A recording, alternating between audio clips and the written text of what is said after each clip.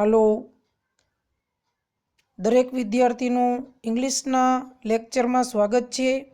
આજે આપણે unit 4નો read 2નો અભ્યાસ કરશું। બ્લાઇન્ડ ડેફ ફિશ, જે આપણે પાઠ્યપુસ્તકમાં 42 પેજ ઉપર છે। દરેક વિદ્યાર્થી પોતાનું પાઠ્યપુસ્તક ખુલ્લું રાખશે।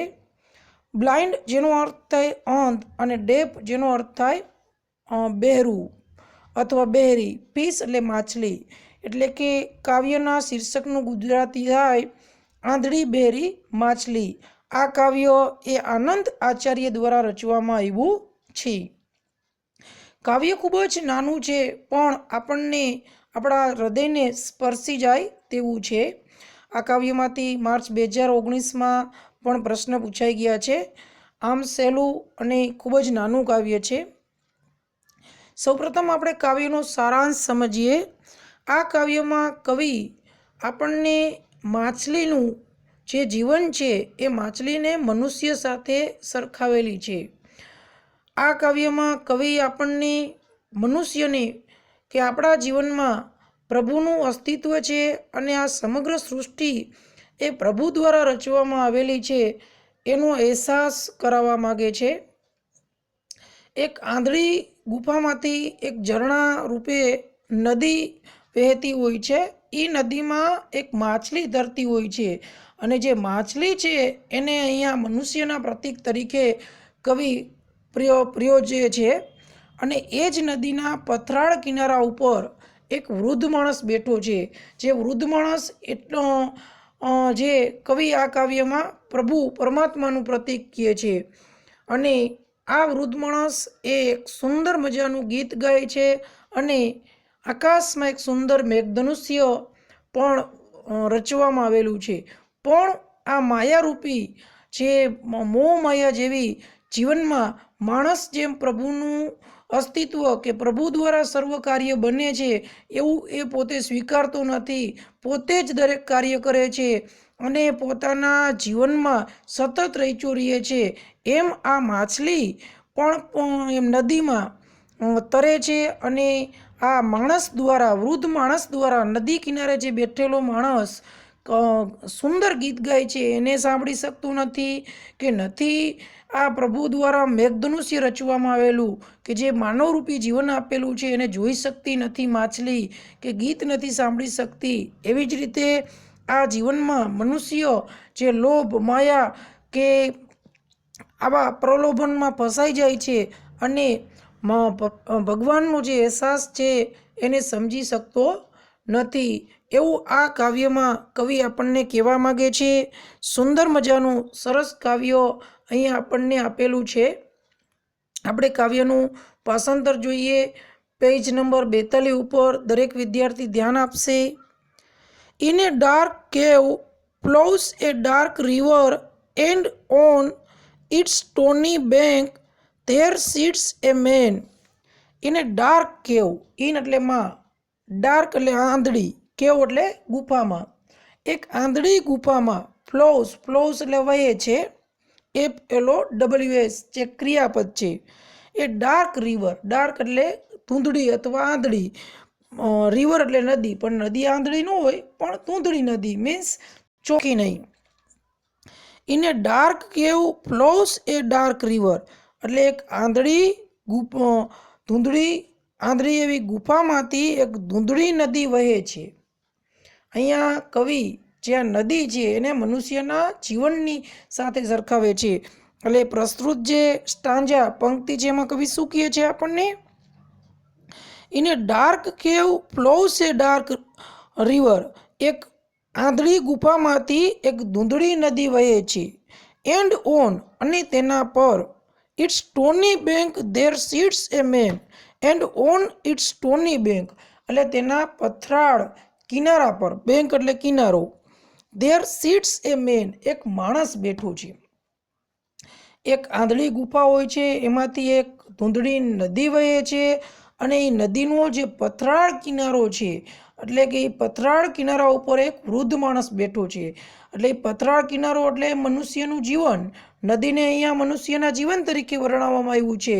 અને એ નદીની કિનારા ઉપર જે પથરાળ કિનારો છે એ પથરાળ કિનારાઓ જેને કવિ અહીંયા મુશ્કેલી રૂપ કહે છે કે વિટંબણાઓ કહે છે, એ વિટંબણાઓ ઉપર એક મેન એટલે કે વૃદ્ધ માણસ બેઠો છે.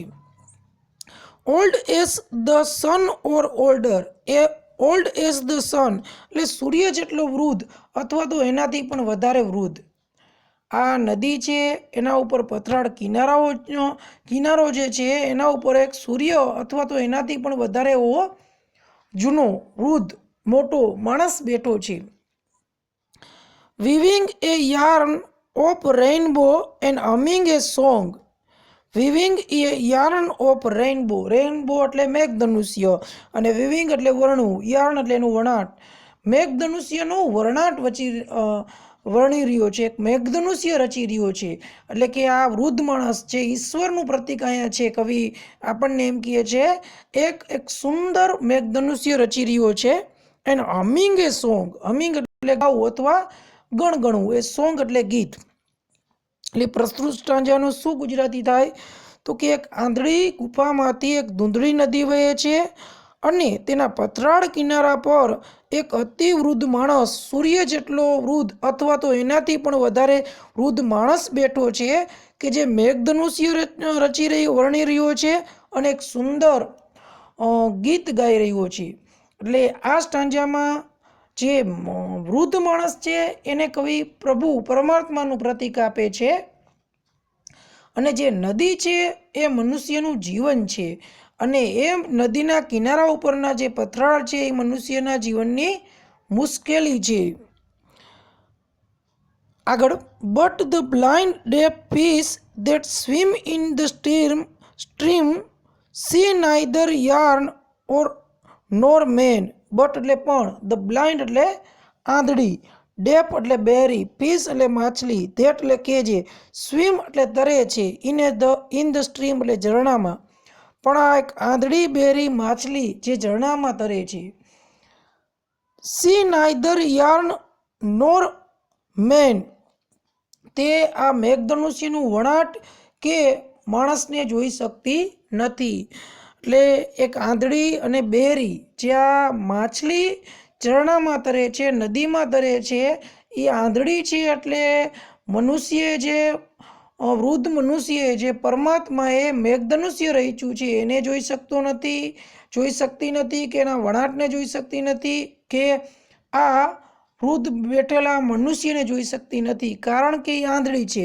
એમ આ મનુષ્ય જીવનમાં જે મનુષ્ય છે એ પ્રભુને જોઈ શકતો નથી. ખરેખર બધું પ્રભુ દ્વારા જ દુનિયા રચેલી છે પણ પોતાની આંધળાને કારણે, પોતાના જે એક અહમના પડદાથી ઢકાયેલા આંધળાપણાને કારણે એ મનુષ્યને પ્રભુને જોઈ શકતો નથી કે એની બનાવેલી દુનિયાને રચી શકતો નથી. નોર હિયર ઇઝ એવરલાસ્ટિંગ સોંગ. નોર એટલે કે, હિયર એટલે સાંભળી શકતી નથી, ઇઝ એવરલાસ્ટિંગ સોંગ કે તેનું શાશ્વત એવું ગીત સાંભળી શકતી નથી. But the blind fish that swim in the stream, પરંતુ એક આંધળી બહેરી માછલી જે ઝરણામાં તરી રહી છે, સી નાઇધર યાર્ન નોર મેન કે જે મેઘધનુષ્યને વણાટ કે આ માણસને જોઈ શકતી નથી, નોર હિયર ઇઝ એવરલાસ્ટિંગ સોંગ કે તેના શાશ્વત એવા ગીતને સાંભળી શકતી નથી. ફરીથી આપણે એકવાર કાવ્યનું ગુજરાતી કરી, ખૂબ જ નાનું છે, ત્યાર પછી આપણે એમના પ્રશ્ન જોઈએ. પણ પ્રશ્ન જોતા પહેલાં ફરી એક વખત કાવ્યનું ગુજરાતી જોઈએ. In a dark cave flows a dark river. એક આંધળી ગુફામાંથી એ ડાર્ક રિવર ફ્લોઝ, એક ધૂંધળી નદી વહે છે. And on the stony bank there sits a man, અને તેના પથરાળ કિનારા પર એક વૃદ્ધ માણસ બેઠો છે. Old as the sun or older, સૂર્ય જેટલો વૃદ્ધ અથવા તો એનાથી પણ વધારે વૃદ્ધ. Weaving a yarn of rainbow and humming a song કે જે એક મેઘધનુષ્યનું વણાટ વર્ણી રહ્યો છે અને એક ગીત ગણગણી રહ્યો છે અથવા તો ગીત ગાઈ રહ્યો છે. But the blind deaf fish that swim in the stream see neither yarn nor man nor hear is everlasting song. પરંતુ એક આંધળી બેરી માછલી જે ઝરણામાં તરી રહી છે એ આ મેઘધનુષ્યનું વણાટ નથી જોઈ શકતી કે નથી આ મનુષ્યને જોઈ શકતી કે મનુષ્ય દ્વારા ગાવામાં આવતું શાશ્વત એવું એનું ગીત સાંભળી શકતી નથી. તો આ કાવ્યમાંથી આપણને કેવા પ્રશ્ન પૂછાય એ આપણે થોડા જોઈએ. તો આના આધારે પહેલો પ્રશ્ન આપણે કહી શકીએ કે what kind of river is it, where does it flow. What kind of river is it, તે કેવા પ્રકારની નદી છે. વેર ડઝ ઇટ ફ્લો, તે ક્યાંથી વહે છે. તો આપણને પહેલા સ્ટાંજામાં કીધું છે કે નદી એ આંધળી છે અને તે એક આંધળી ગુફામાંથી વહે છે. આપણે પ્રશ્ન પૂછીએ તો કેવી રીતે પ્રશ્ન પૂછાય જોઈએ આપણે કે what kind of river is it, એટલે નદી કેવા પ્રકારની છે. તો કે ધ રિવર ઇઝ ડાર્ક, નદી એ આંધળી છે અથવા તો ધૂંધળી છે.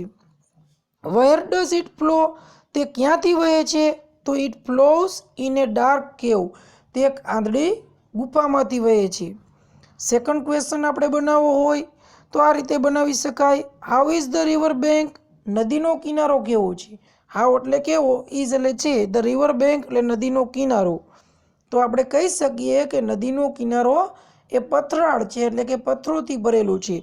તો ઇંગ્લિશમાં એનો જવાબ આ રીતે થાય, the river bank is stony. Stony એટલે પથરાળ. ફરીથી સેકન્ડ ક્વેશ્ચન આપણે આ રીતે કહી શકીએ કે how is the river bank, નદીનો કિનારો કેવો છે. તો કે the river bank is stony, નદીનો કિનારો એ પથરાળ છે. ત્યાર પછી આપણે ત્રીજો પ્રશ્ન આવી રીતે બનાવી શકીએ કે what is the old main humming. વૃદ્ધ માણસ શું ગણગણી રહ્યો છે. વોટ એટલે શું, ઇઝ, વોટ ઇઝ એટલે શું, ધ ઓલ્ડ મેન એટલે વૃદ્ધ માણસ, હમિંગ એટલે ગણગણી રહ્યો છે. અહીંયા સિંગિંગ પણ શબ્દ આપણને કહી શકીએ. તો આપણે એનો જવાબ કહી શકીએ કે the old main is humming a song. વૃદ્ધ માણસ એક ગીત ગણગણી રહ્યો છે. આ પ્રશ્ન આપણે ચાલુ કાળમાં પૂછ્યો છે તો જવાબ પણ આપણે ચાલુ કાળમાં લખવો જોઈએ. ત્યાર પછી બીજો પ્રશ્ન આપણે આ રીતે પૂછી શકીએ કે where is the old man sitting. How old is he. Where એટલે ક્યાં, ઇઝ ધ ઓલ્ડ મેન એટલે વૃદ્ધ માણસ, સિટિંગ એટલે બેઠો છે. વૃદ્ધ માણસ ક્યાં બેઠો છે. હાઉ ઓલ્ડ ઇઝ હી, તે કેવો છે. તો એનો જવાબ આપણે કહી શકીએ કે the old main is sitting on the stony bank of the dark river flowing in dark કેવ. ધ ઓલ્ડ મેન એટલે વૃદ્ધ માણસ, ઇઝ સિટિંગ એટલે બેઠો છે, on the stony bank of the dark river એટલે ધૂંધળી નદીના પથરાળ કિનારા પર. The following in a dark કેવ એટલે ઘાટ ગુફામાંથી વહેતી. પછી બીજો પ્રશ્ન છે કે હાઉ ઓલ્ડ ઇઝ હી, તે કેટલો વૃદ્ધ છે. તો is older than the sun, તે સૂર્યથી પણ વધારે મોટો છે અથવા વૃદ્ધ છે. ફરીથી આપણે પ્રશ્ન જોઈએ કે where is the old man sitting. તો એનો જવાબ આપણે કહી શકીએ કે the old main is sitting on the stony bank of the dark river flowing in a dark કેવ. વૃદ્ધ માણસ એક આંધળી ગુફામાંથી વહેતી આંધળી નદીના પથરાળ કિનારા પર બેઠો છે. હાઉ ઓલ્ડ ઇઝ હી, તે કેટલો વૃદ્ધ છે અથવા તે કેવો વૃદ્ધ છે. તો is older than the sun, તે સૂર્ય કરતાં પણ વધારે વૃદ્ધ છે.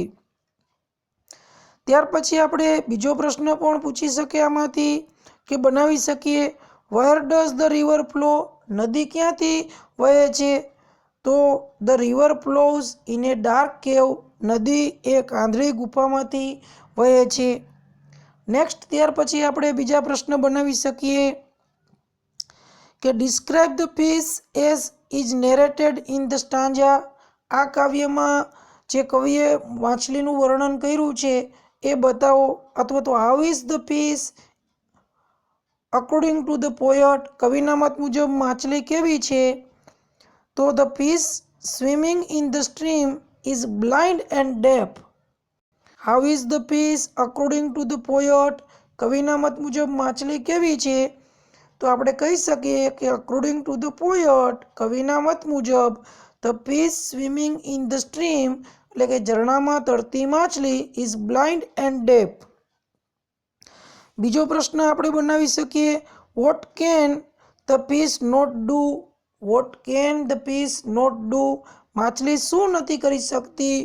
તો the fish cannot see yarn or man and cannot hear the man's everlasting song. The fish એટલે માછલી, cannot see yarn એટલે વણાટને જોઈ શકતી નથી, મેઘધનુષ્યનું જે વણાટ છે એને જોઈ શકતી નથી, ઓર મેન કે માણસને, એન્ડ cannot hear એટલે સાંભળી શકતી નથી, ધ મેન્સ એવરલાસ્ટિંગ સોંગ એટલે માણસના શાશ્વત ગીતને. ફરીથી પ્રશ્ન આપણે જોઈએ કે what can the fish not do? માછલી શું નથી કરી શકતી? તો the fish can not see yarn or man and can not hear the man's everlasting song. માછલી એ વણાટ કે માણસને જોઈ શકતી નથી અને તે માણસના શાશ્વત એવા ગીતને સાંભળી શકતી નથી. બીજો પ્રશ્ન આપણે આ રીતે બનાવી શકીએ કે what does the fish stand for? માછલી શેના માટે રાખવામાં આવેલી છે? તો the fish stands for a human being. આ કાવ્યમાં માછલી એક માનવજાત માટે રહેલી છે. નેક્સ્ટ ક્વેશ્ચન આ રીતે બનાવી શકાય કે where does the fish swim? માછલી ક્યાં તરે છે? Where does the fish swim? માછલી ક્યાં તરે છે? તો the fish સ્વિમ્સ in A stream. માછલી ઝરણામાં તરે છે. ત્યાર પછી આપણે બીજો પ્રશ્ન બનાવી શકીએ કે why does the poet call the fish deaf and blind? Why does the poet call the fish deaf and blind? એટલે એનું ગુજરાતી થાય કે કવિ શા માટે માછલીને આંધળી અને બહેરી કહે છે? તો એનો જવાબ આપણે આ રીતે લખી શકીએ, the poet calls the fish deep and blind. કવિ માછલીને આંધળી અને બહેરી કહે છે બીકોઝ કારણ કે neither she hears the everlasting song of an old man nor sees the old man. Neither she hears the everlasting song of an old man. તે વૃદ્ધ માણસનું શાશ્વત એવું ગીત પણ સાંભળી શકતી નથી કે નોર એટલે કે સીઝ ધ ઓલ્ડ મેન, વૃદ્ધ માણસને પણ જોઈ શકતી નથી. ફરીથી નેક્સ્ટ પ્રશ્ન જોઈએ કે why does the poet call the fish deaf and blind? શા માટે કવિ માછલીને આંધળી અને બહેરી કહે છે? તો એનો જવાબ આ રીતે બને, the poet calls the fish deaf and blind. કવિ માછલીને આંધળી અને બહેરી કહે છે બીકોઝ કારણ કે neither she hears the everlasting song of an old man nor sees the old man. તે વૃદ્ધ માણસનું જે શાશ્વત એવું ગીત પણ સાંભળી શકતી નથી કે વૃદ્ધ માણસને જોઈ પણ શકતી નથી.